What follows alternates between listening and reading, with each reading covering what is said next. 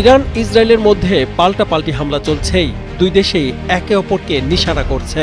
এখন পর্যন্ত ইরানে নারী ও শিশুসহ কয়েকশো মানুষের প্রাণহানি ঘটেছে। ইরানি ক্ষেপণাস্ত্র কয়েকশো মাইল উড়ে গিয়ে ইসরায়েলে আঘাত হানলেও সেই তুলনায় হতাহত কম। এই চরম আতঙ্কের মধ্যেই শুক্রবার ইরানের জনগণ জুমার নামাজের পর সমাবেশ করছে।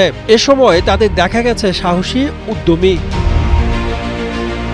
শুক্রবার রাতে ইরানের সবশেষ পরিস্থিতি জানাতে দৈনিক কালের কণ্ঠের সাথে ফোনে যুক্ত হন গাজী আব্দুর রশিদ। তিনি এখন ইরানেই অবস্থান করছেন। বাংলাদেশের এই সিনিয়র সাংবাদিক রেডিও তেহরান বাংলা বিভাগে যুক্ত রয়েছেন। খুব কাছ থেকে তিনি দেখছেন ইরানের যুদ্ধ পরিস্থিতি।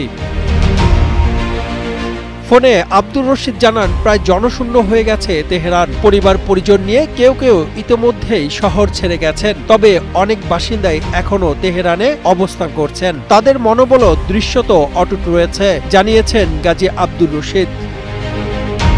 টানা সপ্তমবারের মতো বেস্ট টিস্যু পেপার ব্র্যান্ড হিসেবে স্বীকৃতি পেয়েছে বসুন্ধরা টিস্যু। কালের কণ্ঠের এক প্রশ্নের জবাবে সাংবাদিক আব্দুর রশিদ বলেন, জনসমাগম একটি শহর এখন ভৌতিক শহরে রূপ নিয়েছে। আতঙ্কে নিত্য প্রয়োজনীয় দোকানপাট প্রায় সব বন্ধ হয়ে গেছে। শুধু কিছু সরকারি দোকান খোলা রয়েছে, কিন্তু দোকানেও তেমন ক্রেতা নেই। এছাড়া রাস্তায়ও নেই তেমন যানবাহন। মূলত শিশু ও নারীদের দিকে তাকিয়ে তেহরানের পুরুষরা অনেক কিছু ছাড়তে বাধ্য হচ্ছেন।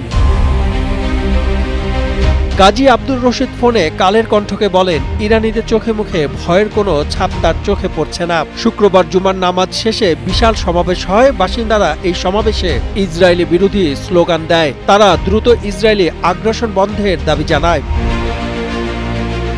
এদিকে দিন যত যাচ্ছে সংঘর্ষের ঝাঁজ তত বাড়ছে। আজ ইরান এবং ইসরায়েলের সংঘাতের নবম দিন, কিন্তু শুক্রবার মধ্যরাত থেকে আবার ইসরায়েলে আক্রমণ বাড়িয়েছে ইরান। বসে নেই তেল আবিব, সেখান থেকেও শক্তিশালী ক্ষেপণাস্ত্র উড়ে এসে পড়ছে ইরানে। আন্তর্জাতিক সম্প্রদায়ের প্রত্যাশা দ্রুত বন্ধ হোক যুদ্ধ, শান্ত হোক অস্থির মধ্যপ্রাচ্য। কিন্তু সেই দিন কবে আসবে? আদৌ কি আসবে? সাদমান সাকিব, কালের কণ্ঠ।